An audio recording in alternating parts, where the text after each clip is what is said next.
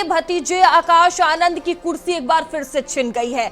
बुआ ने भतीजे की कुर्सी छीन ली है और जाने कौन सी लड़ाई चल रही है जिसके चलते कभी आकाश जो है वो मायावती के करीब हो जाते हैं तो कभी मायावती उन्हें खुद दूर कर देती हैं। और देखिए, मायावती की तरफ से बड़ा फैसला लिया गया और मायावती ने आज सभी पदों से आकाश आनंद को हटा दिया है।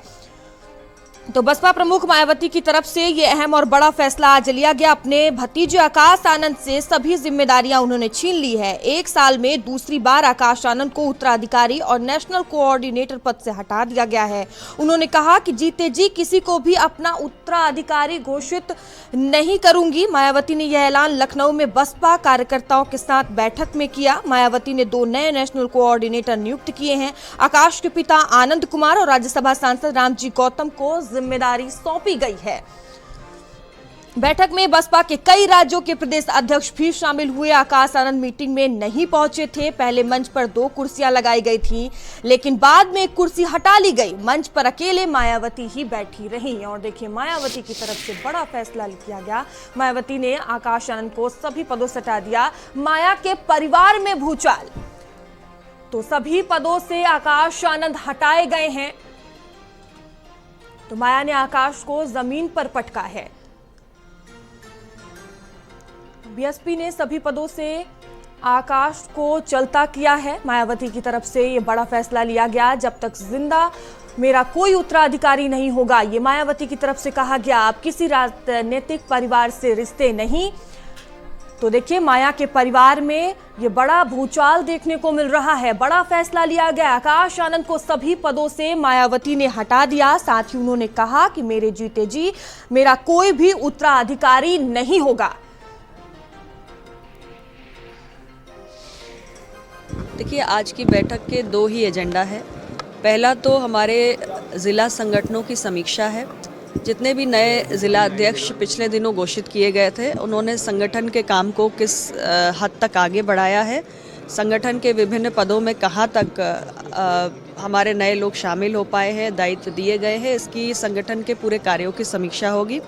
साथ ही हमारे विधानसभाओं के प्रभारियों, देखिए, वो उनके भतीजे हैं आकाश, एक बार और निकाल चुकी हैं, दोबारा फिर उन्होंने निकाला है।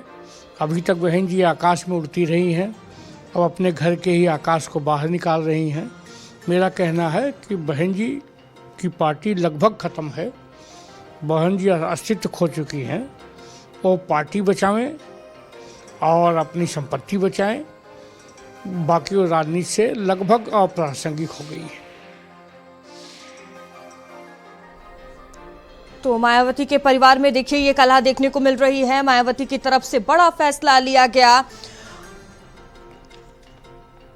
और बसपा संगठन में बड़ा फेरबदल हुआ है। बसपा के सभी पदों से आकाश आनंद को हटा दिया गया है और मायावती की तरफ से ये बड़ा बयान भी दिया गया कि अब आखिरी सांस तक मेरा कोई भी उत्तराधिकारी नहीं होगा। और इसको लेकर देखिए, तमाम तरह के बड़े सवाल भी उठ रहे हैं कि आखिर बसपा का अब आगे का भविष्य क्या रहने वाला है, क्योंकि ये बड़ा फैसला मायावती की तरफ से लिया गया है।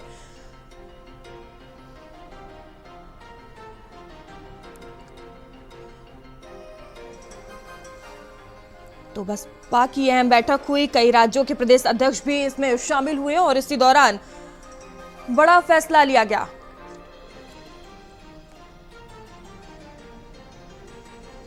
और इस पर चर्चा करने के लिए हमारे साथ कुछ मेहमान भी जुड़ चुके हैं। तो सबसे पहले मैं मेहमानों का परिचय करा देती हूं। जहां संजय सिंह है भारतीय जनता पार्टी से। संजय जी, आपका बहुत स्वागत है भारत समाचार पर। और मनोज यादव समाजवादी पार्टी से अपना पक्ष रखेंगे, आपका भी बहुत बहुत स्वागत है। और विनय राय वरिष्ठ पत्रकार हैं, आपका भी बहुत बहुत स्वागत है। और डॉक्टर कालीचरण सनेही ये दलित चिंतक हैं, आपका भी बहुत बहुत स्वागत है भारत समाचार पर। साथ ही मेरे सहयोगी सिमाब नकवी हमारे साथ जुड़े हैं। सिमाब, आपका भी बहुत बहुत स्वागत है। सबसे पहले सिमाब, मैं आपके पास आऊंगी। देखिए, आज अहम बैठक की गई मायावती की तरफ से और इसी बैठक में यह अहम फैसला लिया गया। आकाश आनंद को सभी पदों से हटा दिया गया। उसके बाद क्या कुछ प्रतिक्रियाएं जो है वो लोगों के सामने आई है और किस तरह से इस फैसले को देखा जाए? देखिए, मायावती का अपना एक अलग स्टैंड रहता है। मायावती नफ़ा नुकसान नहीं देखती हैं। अगर उनके ऊपर कोई बात उनको समझ में आ जाए, इससे पहले भी उन्होंने बहुत बड़े बड़े फैसले लिए। बड़े बड़े नेता दूसरे दलों में मौजूद हैं, चाहे वो इंद्रजीत सरोज रहे हों, चाहे स्वामी प्रसाद मौर्य रहे हों, चाहे नसीमुद्दीन सिद्दीकी रहे हों, या दीगर और बड़े नेता। एक लंबी फहरिस्त है अगर नाम सबके गिनाए जाएं तो।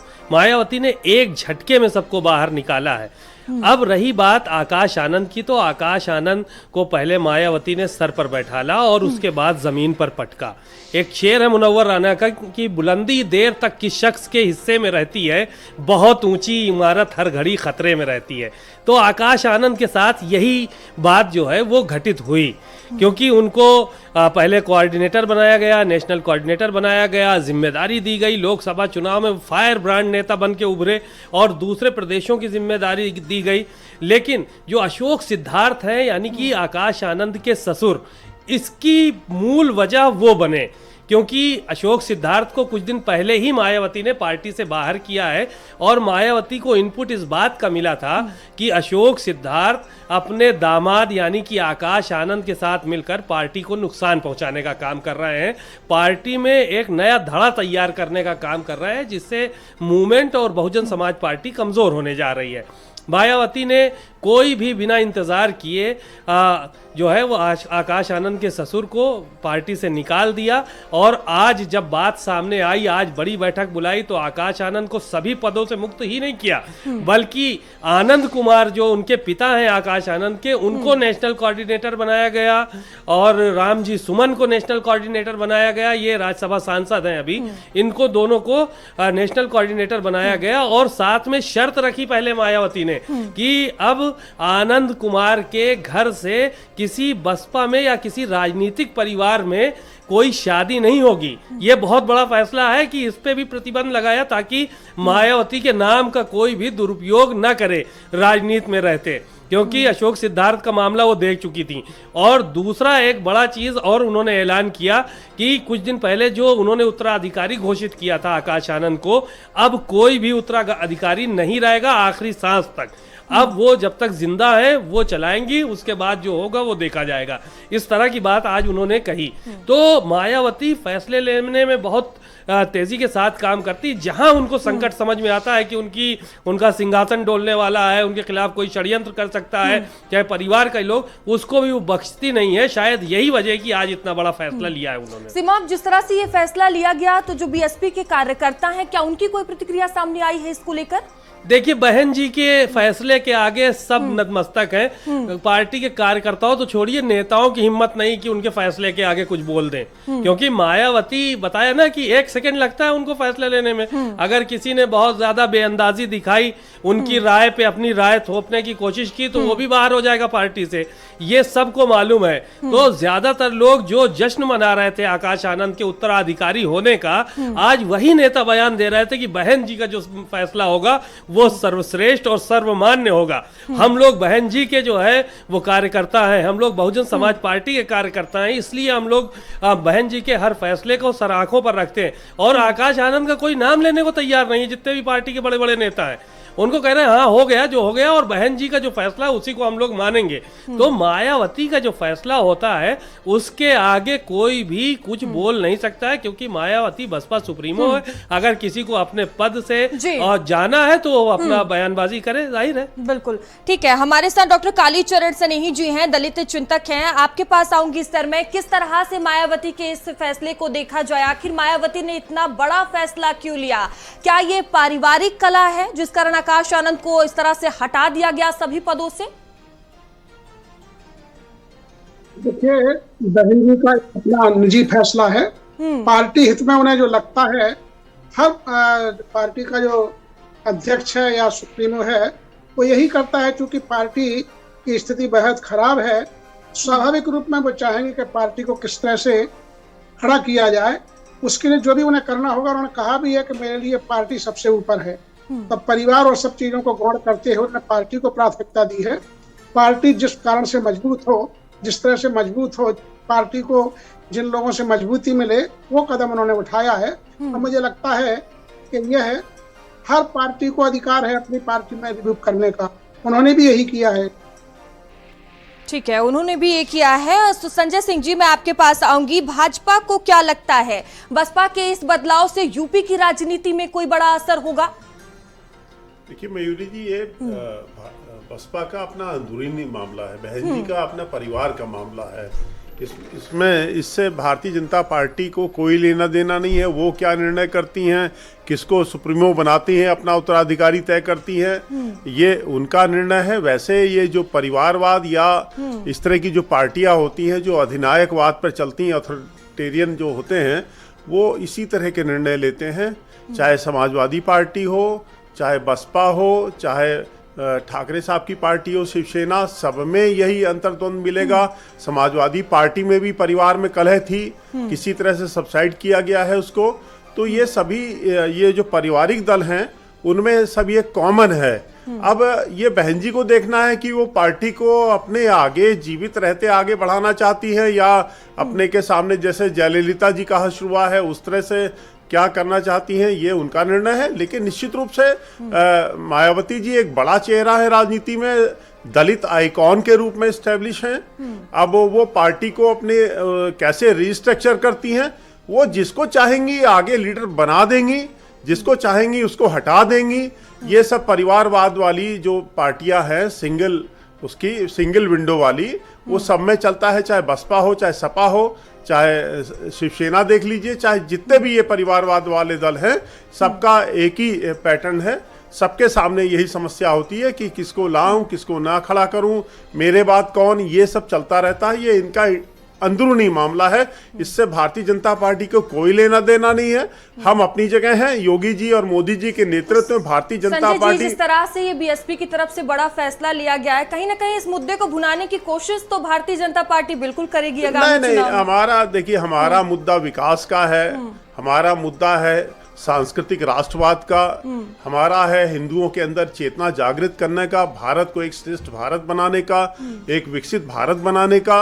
हम भारत को मोदी जी के नेतृत्व में भारत को आगे एक शक्तिशाली राष्ट्र बनाने का हम एजेंडा है।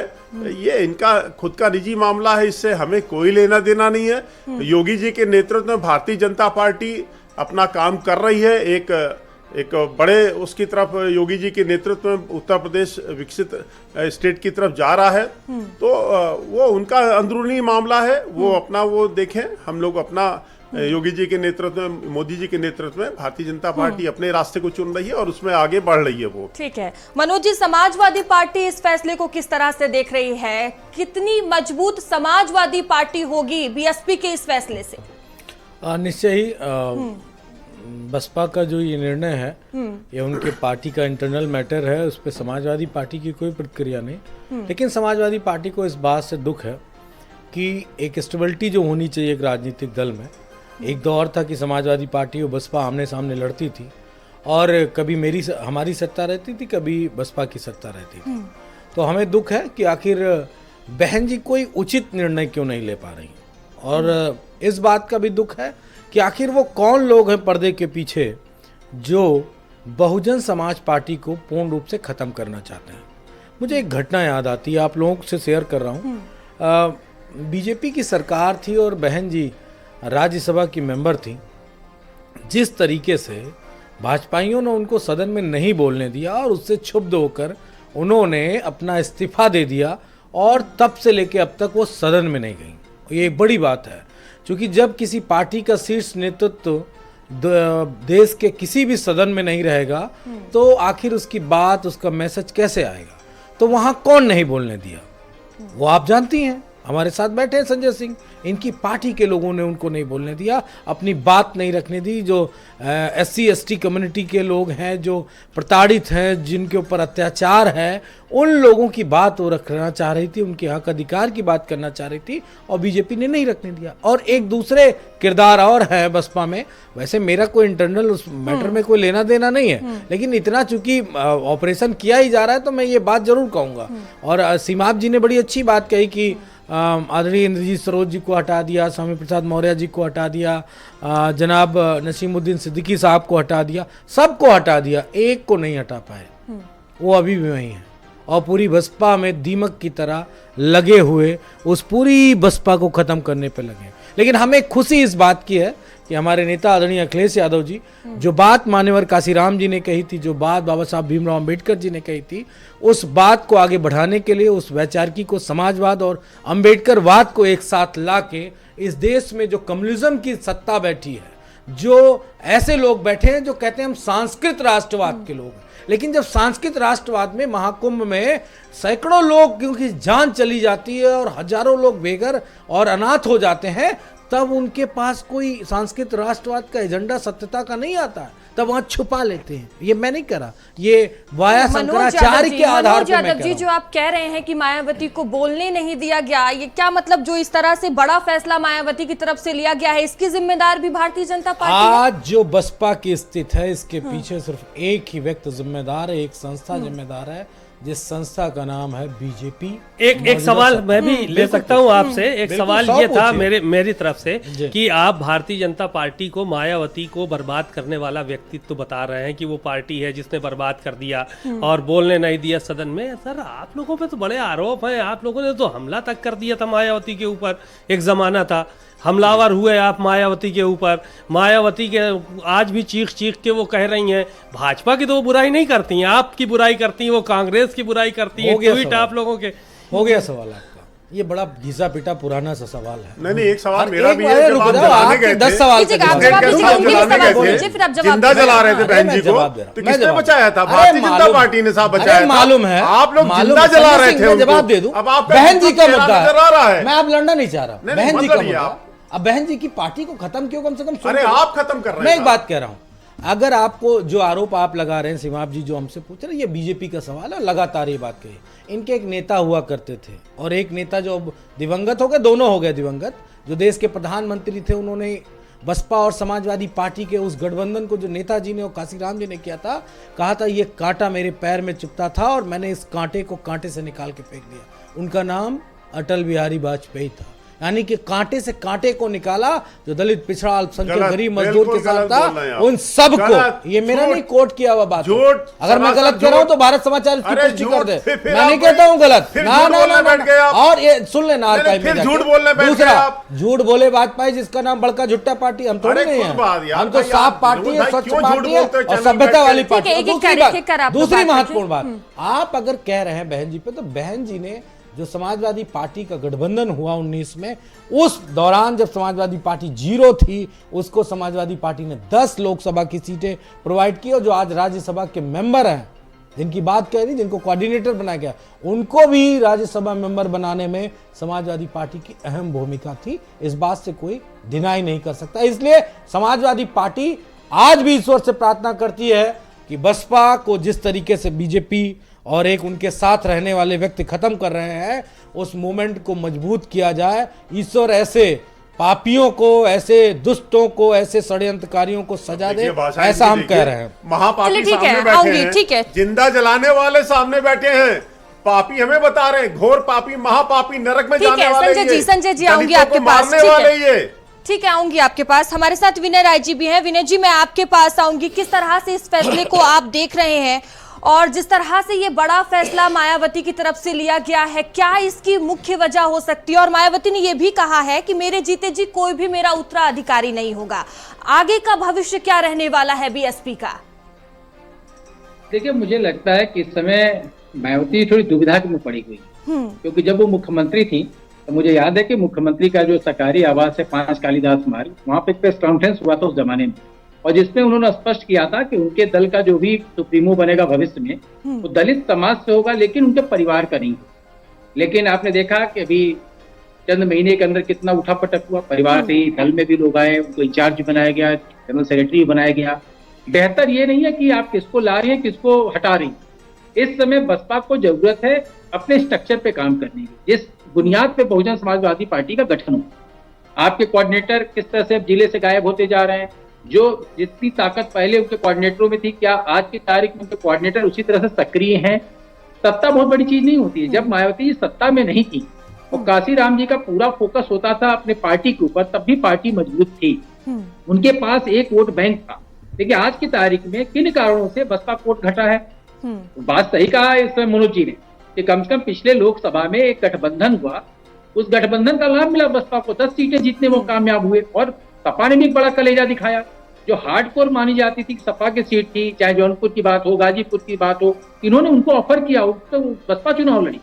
इसलिए पुराने घटनाक्रमों पर हम जाएंगे तो 93 में गठबंधन हुआ, 95 में झगड़ा हुआ, लेकिन अखिलेश जी के साथ जब गठबंधन हुआ तो झगड़े पुराने हो गए। इस समय एक पार्टी के तौर पर बसपा को काम करना है, पार्टी उनकी कैसे मजबूत होगी ये उस पर उनको विचार करना है।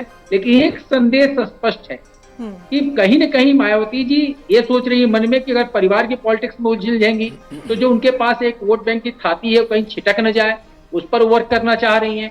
जैसे बीजेपी ने भी रेखा गुप्ता को दिल्ली का सीएम बना दिया, और मैसेज अभी आप सोशल मीडिया पे देखे सर्कुलेट हो रहा है कि जो जनरल सेक्रेटरी था वो मुख्यमंत्री बन गया, और अलका लांबा जो अध्यक्ष थी अभी भी वो वर्कर बने घूम रही है कांग्रेस में।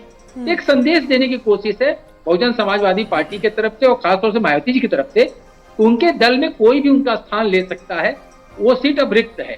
आप मन से काम करिए, बसपा को ताकत में लाइए। बसपा अगर ताकत में आती है तो सीट आपको भी मिल सकती है, मायावती जी की कुर्सी आपको भी नसीब हो सकती है। लेकिन इसके लिए जरूरत इस बात की है कि केवल सीट रिक्त कर देने से बात नहीं चलेगी। अब आपको काम करना है कि कैसे स्ट्रक्चर वाइज आप पूरे प्रदेश को कवर करें। 403 विधानसभाओं पे आप कैसे अपने संगठन को मजबूत करें, जो कि पिछले सालों में धीरे धीरे उनका स्ट्रक्चर खराब हुआ। अगर जैसे उन्होंने पिछली प्रेस कॉन्फ्रेंस में कहा था, या संवेदनात्मक तरीके से उन्होंने भाषण देते हुए बोला था भाई कि अभी मैं फिर लौट के आऊंगी, आज की तारीख में उन्होंने अपने परिवार से जिनको जिम्मेदारी दी हटा दिया। अब इस पर वर्क करना है। अब इसके बाद जिनको जिनको जिम्मेदारी देती है, किस तरह से काम करते हैं, किस तरह से पार्टी को मजबूत करते हैं, इस पर जरूर नजर रखनी पड़ेगी एज ए जर्नलिस्ट भी।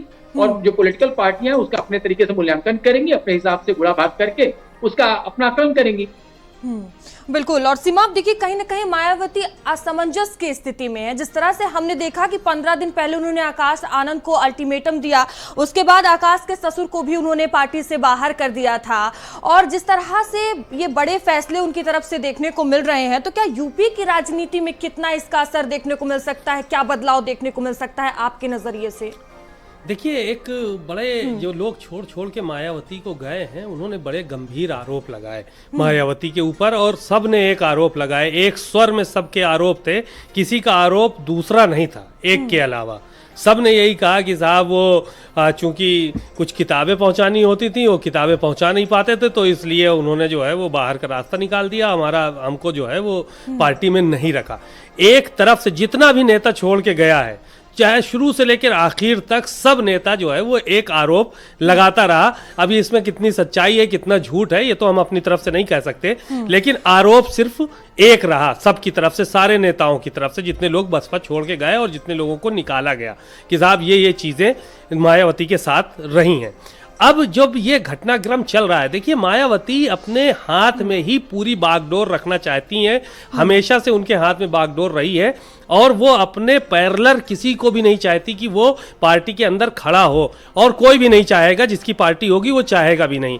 अब इधर अभी हमने बताया कि अशोक सिद्धार्थ का जो मामला चल रहा था, आकाश आनंद को ताकत मिली, अशोक सिद्धार्थ अपने आप ताकत में आ गए, क्योंकि अशोक सिद्धार्थ आकाश आनंद के जो है वो ससुर हैं। और अभी बीच में कुछ इस तरह के मायावती को इनपुट्स मिले कि एक नया धड़ा तैयार हो रहा है, मायावती से जो लोग नाराज हैं वो अशोक सिद्धार्थ और आकाश आनंद उनको पैरेलल तैयार कर रहे हैं, अपने साथ साथ उनके अपना आदमी बना के उनको तैयार किया जा रहा है। जब इस बात का पता चला तो पार्टी विरोधी गतिविधियों में शामिल होने के चलते अशोक सिद्धार्थ को उन्होंने पार्टी से निकाला, आकाश आनंद को बुलंदियों तक पहुंचाने का काम किया मायावती ने, अपना उत्तराधिकारी बनाया, उनको चुनाव की कमान सौंपी और अचानक जमीन पे पटक दिया। इसके पीछे भी यही वजह है, क्योंकि ये माना जा रहा था कि ससुर दामाद मिलके कहीं ना कहीं बसपा को और मायावती को चोट पहुंचा रहे हैं, तो इतना बड़ा फैसला उन्होंने इसी वजह से ही लिया है। आनंद कुमार जो है वो आकाश आनंद के पिता जरूर हैं, लेकिन उनसे भी इस बात को लेकर समझौता उन्होंने कर लिया कि अब जो है वो शादी किसी राजनीतिक परिवार में आप नहीं करेंगे कि मायावती के नाम का दुरुपयोग हो। तो इस तरह की चीजें, और उत्तराधिकारी पे भी साफ तौर पर उन्होंने स्पष्ट कर दिया कि आखिरी सांस तक हम रहेंगे। तो अपने हाथ में सारी कमान मायावती हमेशा से रखना चाहती हैं, कहीं कोई इफ बट उनके डिक्शनरी में नहीं है कि उनका जो भी रहे वो यस्मैन बन के रहे। अगर किसी ने उनकी राय पे अपनी राय थोपने की कोशिश की या उनकी बातों का किसी ने खंडन किया या उनको लगा कि ये आदमी नुकसान पहुंचा सकता है जी। तो उसका हमेशा उन्होंने सबसे पहले फन कुचलने का काम किया मायावती ने, चाहे जो कोई रहा हो। उसको नफा नुकसान मायावती ने फिर उस टाइम नहीं देखा। अब पार्टी संगठन को अगर उनको आगे बढ़ाना है तो जाहिर है कि जितने पुराने लोग थे या जो नए लोग हैं मैक्सिमम उनको जोड़ने पड़ेंगे, तब जाके उत्तर प्रदेश में उनका विस्तार होगा। अपने संगठन को आगे उनको बढ़ाने के लिए नए लोगों के साथ साथ पुराने लोगों को भी जोड़ना पड़ेगा। लेकिन क्या करती हैं क्या नहीं करती, लेकिन आज की स्थिति यह है मायावती की कि मायावती उत्तर प्रदेश में बहुत नीचे जो है वो जा चुकी हैं। एक विधायक है उनका कुल उत्तर प्रदेश में उमाशंकर सिंह के तौर पर, और सांसद एक भी नहीं है। पिछली बार जब गठबंधन हुआ था तब तो 10 सांसद थे, अब एक भी सांसद नहीं है। तो ये सारे चीज़ों का अपना वकार बरकरार रखने के लिए मायावती को बहुत मेहनत करनी पड़ेगी। फैसले तो वो सख्त लेती हैं लेकिन शायद मेहनत उतनी नहीं हो पाती कि बसपा स्टैंड कर पाए। बिल्कुल कालीचरण जी, देखिए जिस तरह से मायावती ये फैसले ले रही हैं और उन्होंने जिस तरह से ये कहा है कि मेरे जीते जी कोई भी उत्तराधिकारी नहीं रहेगा, तो क्या वो पूरी तरह से सिर्फ खुद पर केंद्रित रहना चाहती हैं? क्या दर्शाता है ये जिस तरह से उनके ये बयान सामने आना कि मेरे जीते जी कोई भी उत्तराधिकारी नहीं होगा?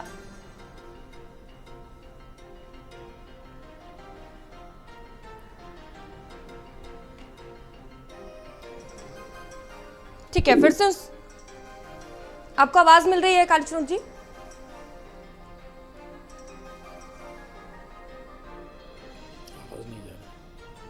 ठीक है, विनय राय जी आपके पास मैं आऊंगी। किस तरह से इसको देखा जाए, जिस तरह से मायावती ने कहा है कि मेरे जीते जी मेरा कोई भी उत्तराधिकारी नहीं होगा, क्या पूरी पार्टी को सिर्फ खुद में ही केंद्रित करना चाहती है मायावती? नहीं, इतिहास से सबक सीखना चाहिए और मायावती ने इतिहास से सबक सीखा है। आप याद करिए कि काशीराम जी पूरे पार्टी के सर्वे सर्वा थे, लेकिन जब उन्होंने मायावती जी को मुख्यमंत्री बनाया तो पार्टी के अंदर दो धड़ा हो गया और उसमें साफ साफ दिखा कि कुछ लोग काशीराम से बाद में हट करके सीधे मायावती से अपना सारा काम कराते थे और जो लोग भी बाद में ताकत पाए वो मायावती जी के आदमी बनकर रह गए। इसलिए उनको लगता है कि अगर कोई आज किसी को भी वो ताकत देती है पार्टी के अंदर, संगठन के अंदर, या कल सरकार बनती है उसको अगर वो नंबर 2 पर अभी से घोषित कर देंगी तो कहीं न कहीं उनके ऊपर भी इसका असर पड़ेगा। क्योंकि ढलती उम्र में हर मतदाता, हर कार्यकर्ता ये चाहता है कि जिसकी लंबी लाइफ है राजनीति उसको पकड़ा जाए, कि लंबे समय तक उसका साथ दे। और आकाश के साथ वो चीजें थी, यंग एज में थे, उनको लग रहा था कि अगर इनके साथ पार्टी रहती है तो भविष्य में टिकट लेने की बात होगी, इनका अगर उसमें चलेगा तो हमको टिकट मिलेगा। तो कम से कम आज की तारीख में मायावती ने उस चीज को ब्रेक किया है केवल। और ये कोई अंतिम फैसला नहीं है, मैं फिर कह रहा हूँ, हो सकता है कि एक संदेश के तौर पर, एक बताने के लिए कि कम से कम 2 साल विधानसभा का चुनाव बचा है, उस बीच में हम सारी चीजों को एक मत करके तैयार करें, पार्टी को नए रूप में खड़ा करें। जब सत्ता आएगी तब देखा जाएगा कौन ताकतवर है। क्योंकि जिन लोगों ने पार्टी छोड़ा और जिन लोगों ने आरोप लगाया उनको उस लायक किसने बनाया? आप ये भी गौर करिए, चाहे नसीमुद्दीन सिद्दीकी रहो, बाबू सिंह कुशवाहा रहो, कोई हो, सबको मायावती ने ताकत दी और इतना ताकत दे दी कि वो एक तरह से नंबर 2 उस समय भी कहे जाते थे मायावती जी के एरा में। लेकिन आप एक चीज गौर करिएगा, मायावती जी की हनक इतनी जरूर रही है तो दल में कोई रहा हो या न रहा हो, सीधे तौर पे कटु वाक्य बोलने से डरता है कि मायावती जी के सत्ता या उनके व्यक्तिगत व्यवहार से वो पहले से परिचित है। वो दुश्मनी भी बहुत सोच समझ के निभाती। तो आज की तारीख में कम से कम इतना स्पष्ट है, उन्होंने एक संदेश दिया है पार्टी के अंदर। अब इसका इम्पैक्ट कम से कम 90 दिन के अंदर देखिए कि 90 दिन के अंदर उनका स्ट्रक्चर कैसे तैयार होता है संगठन के तौर पर, और अगर वो चीज ठीक रनिंग पोजीशन में आती है तो ये फैसला आगे बढ़ेगा। वरना फिर मायावती जी को देखेंगे दोबारा प्रेस कॉन्फ्रेंस करके कुछ नई जिम्मेदारियां भी वो किसी को दे सकते। बिल्कुल कालीचरण जी, क्या बसपा में परिवारवाद खत्म हो गया है या सिर्फ आकाश आनंद तक ही ये सीमित है जिस तरह से फैसला आज लिया गया है? यानी देखिए, परिवारवाद का आरोप लगाया जाता है, लेकिन एक तरह से परिवारवाद किसी न किसी रूप में हर दल में है, किसी न किसी रूप में, किसी में पूरे तौर पर दिखता है, किसी में दिखाई नहीं देता है। लेकिन इसमें परिवारवाद की जैसी कोई बात नहीं है, बल्कि परिवारवाद को से अलगाव की बात रखी गई है। बहन जी ने स्पष्ट तौर पर कहा है कि अब मेरा उत्तराधिकारी कोई नहीं है मेरे अंतिम सांस तक। इसमें स्वाभाविक रूप में अब ये हो गया है कि कोई भी जो बीएसपी के लिए समर्पित होकर के काम करेगा वो बीएसपी का उत्तराधिकारी बन सकता है। इसलिए ऐसी कोई बात नहीं है। देखिए, हर पार्टी में सुप्रीमो की तरह काम करते हैं। हमने देखा भाजपा ने दिल्ली में जिस तरह से मुख्यमंत्री का नाम घोषित किया तो सबने स्वीकार कर लिया। माने किसी की हिम्मत नहीं हुई कि रेखा गुप्ता जी के नाम का विरोध कर दे, किसी में भी कि कोई भी बिल्कुल नाम लेने को तैयार नहीं था। तो हर एक दल में होता है, जो उनका सुप्रीमो होता है, जो पार्टी का लीडर होता है। तो जैसे अभी भाजपा ने कहा कि अधिनायकवाद है कुछ पार्टियों में, लेकिन मैं कहता हूं कि इसे भाजपा ही सबसे बड़ी पार्टी मानी जाती है। लेकिन आप देखिए कि वहाँ जो निर्णय होते हैं, देखते हैं मुख्यमंत्रियों के जिस तरह से नियुक्तियां हुई हैं, उनमें साफ तौर से देख लिए किसी की हिम्मत नहीं होती, ना बाद में टिप्पणी करने की, आज तक कोई टिप्पणी करने की हिम्मत नहीं कर सकता है। जो टिप्पणी करेगा वो बाहर का रास्ता जाएगा। तो हर एक पार्टी जिसको अपनी दल चलाना है वो चाहता है कि हमारे बाद भले ही कोई हो, लेकिन जब तक हम हैं हमें कोई चुनौती देने वाला ना हो। हर पार्टी में आप देखते हैं, उत्तर प्रदेश के लेवल पे जो सत्ता में दल है वो भी देखते हैं कि कोई बराबरी पे खड़ा तो नहीं हो रहा है। बराबरी पे खड़ा होता है तो पर कतरने की कोशिश होती है, हर दल में ये है। और स्वाभाविक रूप में जिन दलों में बराबरी पर आने की किसी ने कोशिश की तो पार्टी को नुकसान भी ऐसा देखने में आया है। तो ये मैं समझता हूं कि बहन जी का बहुत सोचा समझा निर्णय है। उन्होंने जो निर्णय लिया, क्योंकि पार्टी जीरो पर है, उसको शक्ति पुनर्जीवित कर देना, पार्टी को फिर से लाइन में लाना, ये उनकी जिम्मेदारी बनती है। हर पार्टी हर प्रकार के प्रयोग करती है, बहन जी ने भी ये प्रयोग किया है। मैं समझता हूं कि इसको जो है बहुत स्वागत किया जाना चाहिए, क्योंकि बहन जी ने कहा कि अब किसी भी राजनीतिक परिवार से का जो है उस विवाह संबंध नहीं करेंगी, क्योंकि वो पार्टी का दुरुपयोग करने की कोशिश करते हैं। क्या ऐसी हिम्मत और दलों में है? आज की तारीख में पूछा जाए, क्या कोई दल ये सोच सकता है? ये कल्पना भी नहीं कर सकता है। हाँ, ये सही बात है कि लालू जी को भी नुकसान उठाना पड़ा। उस समय देखिए उनके जो ताले साहब थे किस तरह से बिखरे हुए हैं, तो नुकसान सबने उठाया है। लेकिन जो निर्णय बहन जी ने किया है कि हमारे परिवार का किसी राजनीतिक घराने से कोई वैवाहिक संबंध नहीं होगा, आज की तारीख में इस तरह का कठोर निर्णय कोई ले सकता है?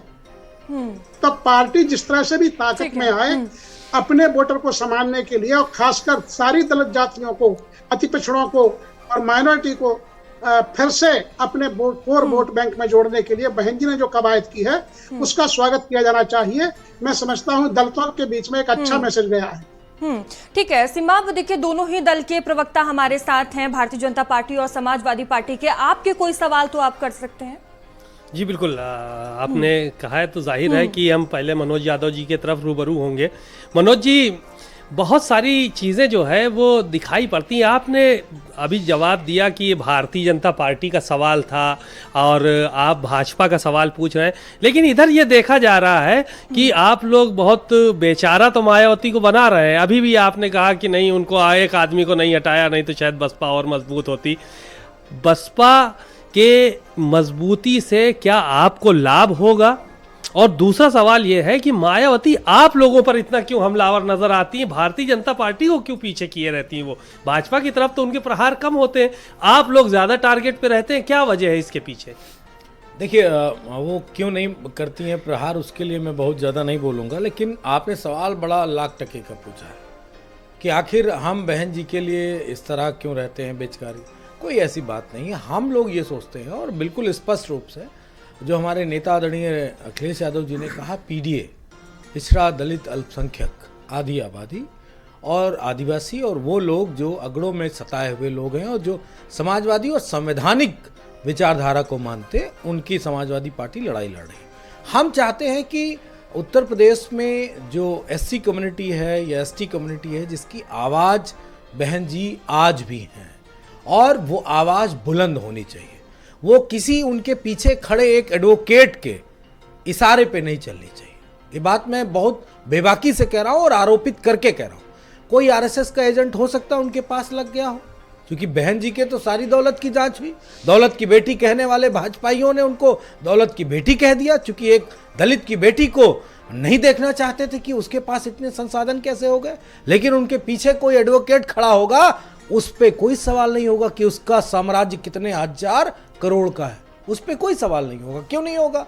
क्योंकि ये जातीय विडंबना है। ठीक है, आपको रोकना चाहेंगे। इसी बीच बड़ी खबर सामने आ रही है, बता दें कि आकाश आनंद की पत्नी विवाद की वजह बनी है। लखनऊ से ये बड़ी खबर आपको बता रहे हैं, बीएसपी अध्यक्ष मायावती ने भतीजे को पार्टी से हटाया है। इसी बीच ये बड़ी जानकारी सामने आ रही है, मायावती ने आकाश आनंद को सभी पदों से हटा दिया है। आकाश की पत्नी का प्रभाव मुख्य कारण माना जा रहा है, और देखिए यही मुख्य कारण जो है वो माना जा रहा है जिसके कारण आकाश आनंद को पार्टी से हटाया गया है।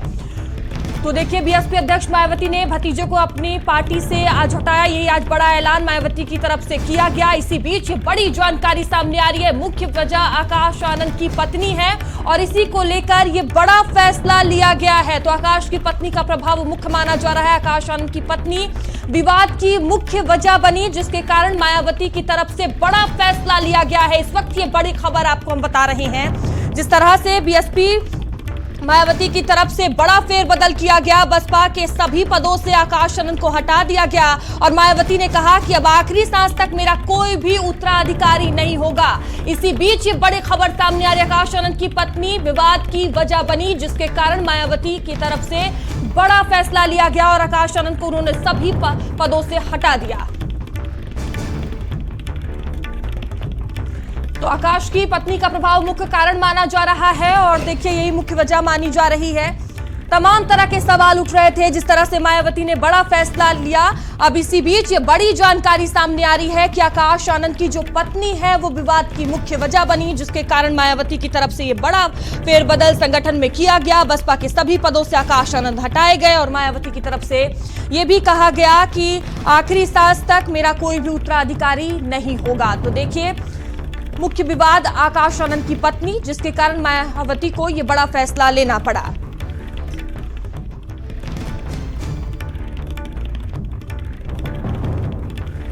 तो आकाश की पत्नी का प्रभाव मुख्य कारण माना जा रहा है। इसी कारण मायावती की तरफ से बड़ा फैसला लिया गया।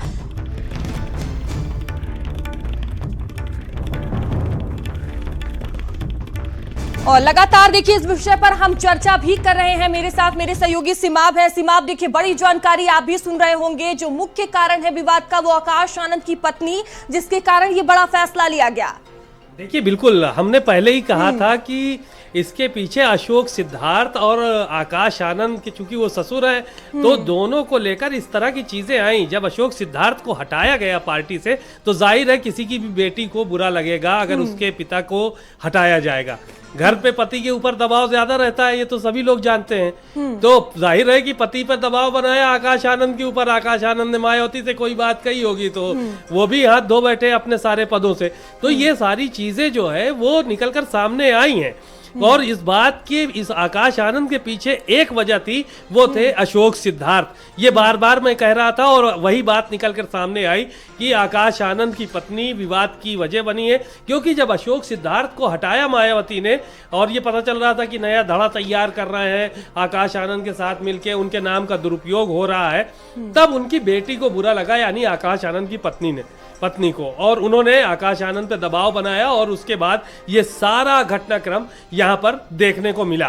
तो ये सारी की सारी चीजें हमेशा से जो है वो चलती रही है। मायावती कभी अपने ऊपर किसी को बर्दाश्त नहीं करतेंगी, क्योंकि वो बसपा सुप्रीमो है। बड़े बड़े नेता आए, कद्दावर नेता आए, ताकतवर नेता आए, लेकिन मायावती को जिस जगह पे लग गया कि नहीं, ये हमारा नुकसान करेंगे, ये हमारे खिलाफ बगावत करेंगे और ये बगावत कर सकते हैं, तो मायावती ने 1 मिनट की देर नहीं की, उनको पार्टी से बाहर किया और उनको कमजोर करने का काम किया है। तो ये चीजें देखिए निकल कर सामने आ गई। भारत समाचार की स्क्रीन पे ही सबसे पहले ये खबर चली कि आकाश आनंद की पत्नी ने जो है वो इस पूरे मामले में एक बड़ा रोल अदा किया है, जिसके बाद आकाश आनंद को भी पार्टी से हाथ धोना पड़ा, उनको सभी पदों से हाथ धोना पड़ा। तो यानी उनकी पूरी वजह आकाश आनंद के जो डाउनफॉल हुआ, यानी जो अर्श से फर्श पे आए, इसके पीछे उनकी पत्नी और सिद्धार्थ, अशोक सिद्धार्थ का जो है वो पूरा हाथ रहा। मायावती क्योंकि भतीजों से अपने मोहब्बत करती हैं, ऐसा नहीं है, लेकिन अगर उनको ये लग गया कि भतीजा भी बागी हो सकता है, वो भी बगावत कर सकता है, तो उन्होंने ये कदम उठाया है। बात हम लोग मनोज जी से कर रहे थे। मनोज जी से एक सवाल पूछ लेते। आकाश आनंद को सर पार्टी से निकाला गया, मायावती जी को आप लोग आकाश आनंद के लिए कुछ सोचा है आप लोगों ने? नहीं, बिल्कुल, देखिए, उनके लिए हम कामना कर सकते हैं, दुआ कर सकते हैं। पार्टी से नहीं निकाला गया, उनको उनके तमाम सारी जिम्मेदारी वाले पदों से मुक्त किया गया। और ये राजनीति में ये सारी चीजें उतार चढ़ाव होती हैं, लेकिन बहन जी पे आखिर दबाव किस बात का? अगर हम आप एक बात की चर्चा करें कि जिस वक्त आकाश आनंद जी पूर्ण रूप से लोकसभा के चुनाव में भाजपा पे अटैक करना शुरू किया और जबरदस्त तरीके से सरकार पे अटैक किया, उसी समय से तो सुई की घड़ी सही दिशा की जगह उल्टी दिशा में घूमने लगी। ये सवाल पे चर्चा क्यों नहीं हो रही? भाई आकाश आनंद जी ने जैसे ही सरकार पे हमलावर हुए वैसे ही बहन जी ने उनके ऊपर लगाम लगाना शुरू कर संजय दिया। सिंह जी जो आखिर है क्या वो कारण है? ताकत में है तो आप कुछ भी कहेंगे आप नहीं, मैं तो ये कह रहा हूँ कि जो प्रत्यक्ष रूप से हम लोगों ने देखा सुना, ने आकाश जी अपना प्रचार कर रहे थे, जैसे बीजेपी पे हमलावर हुए वैसे बहन जी ने उनके, यानी कि कोई ना कोई दबाव है, प्रेशर है किसका खोल के बता दीजिए ना। बीजेपी का, सत्ता का, बहन जी के वोट को लूटने का। 5 किलो राशन देके मान्यवर काशीराम जी के जो उनकी जो वैचारिकी थी, जो अम्बेडकरवाद था, उसको खत्म करने का सर, बीजेपी क्यों ने लूट यही रहे तो हैं? किया। सर, आप लोग बता दीजिए, यही तो आप ही- बीजेपी ने आप ही किया। बता दीजिए क्यों लूट जो रहे हैं? दलित मूवमेंट था उस पूरे मूवमेंट ठीक है, जवाब लेते टाइम की सरकार ठीक है, ने वक्त की खत्म थोड़ी कर कमी है, दिया। जल्दी जवाब ले नहीं नहीं, आप बोलिए, क्योंकि वक्त की कमी है, आप बोलिए, आप क्यों लूट रहे हैं वोट को? हम लूट नहीं रहे हैं, हम बाबा साहब भीमराव अम्बेडकर है जो था जल्दी मूल से आदर्श। जवाब दीजिएगा। नहीं, हम दे रहे हैं। उन्होंने कहा था कि आर्थिक विकास सबसे आवश्यक है, तब तक आप संविधान को पूरी तरह से नहीं लागू पहले कर सामाजिक सकते। सम्मान तो अरे दे दो। अरे सुन तो रहो, वही दे रहे हैं महाराज। आर्थिक विकास अरे तो आप होगा ही। अरे सुनो तो, आरक्षण तो बाबा साहब भीमराव अम्बेडकर ने अरे सुनो चलिए, यार, ठीक है, माफी सुनो। राजनीतिक रूप से माफी के नहीं, साथ नहीं, आप नहीं, सभी को आप तो रोकना गलत बात, चाहूंगी। आर्थिक संजय रूप जी, से कर मनोज रहे जी, हैं। संजय जी, आपने मनोज जी, लूटा घोड़ी पे नहीं दलितों चढ़ने देते हो। को, आपने घोड़ी पे लूटा, क्यों नहीं मारा। चढ़ने देते हो? संजय दलित जी, आपके मनोज साथ जी, कभी घोड़ी नहीं पे जाएंगे। क्यों नहीं चढ़ने लाठी देते? लेके आप खड़े हुए गांव गली में क्यों आज करते भी हैं? खड़े होते हो। ठीक है, ठीक है, लाठी लेके संजय आज जी, भी मनोज यादव जी, मारते हैं संजय जी, दलितों मनोज को। जी, प्लीज, दलितों प्लीज। को यादव आज भी मारते हैं। तरीके से दलितों को अपमानित मारने किया वाले जा आप रहा है, लोग। उनके ऊपर अत्याचार आप किया लोग जा रहा दलितों है। को मारने उसका वाले, 30% और अगर किसी आपकी को की दिया सरकार जाता आ है, गई तो तो मौजूदा दलित भाजपा की सबसे सरकार ज्यादा को- दलित मनोज जी, पिटेंगे। योगी आदित्यनाथ की सरकार को अरे जाता है। सबसे ज्यादा दलितों पर अत्याचार ठीक करने है, वाले आप ठीक है, लोग। संजय जी। क्या बात लड़ने करते वाले हैं? लोग हैं, हक अधिकार अरे की बात सबसे करने ज्यादा वाले दलितों लोग पर हैं। अत्याचार करने एक वाले ठाकुरवाद सिपाही। चल रहा है उत्तर ठीक प्रदेश है, में। ठीक है, वाले संजय सबसे जी, ज्यादा संजय दलितों जी, पर मनोज जी, अत्याचार ठीक है, ठीक है, देखिए ऐसे ठाकुरवाद, चिल्लाने से गाँव डिबेट में नहीं लाठी होती। मारते हैं। संजय जी, ठीक है, लाठी सपा की लाठी दलितों ठीक है। पर। ठाकुरवाद आप सभी को ठाकुरवाद नहीं, ठीक है, माफी के साथ बहुत बहुत धन्यवाद मेरे साथ इस चर्चा में जुड़ने के लिए। तो देखिए, मायावती की तरफ से बड़ा फैसला जो है वो लिया गया है मायावती की तरफ से, और ये आने वाला वक्त ही बताएगा कि आखिर भविष्य में क्या कुछ होता है। जानते ना, ये खिंचाई करेंगे तो जानते इसलिए लाते हैं। इनका गठ बड़ा मजबूत है ना गाँव में। वहीं सोशल मीडिया के इस रंगीन मेले में आपका स्वागत।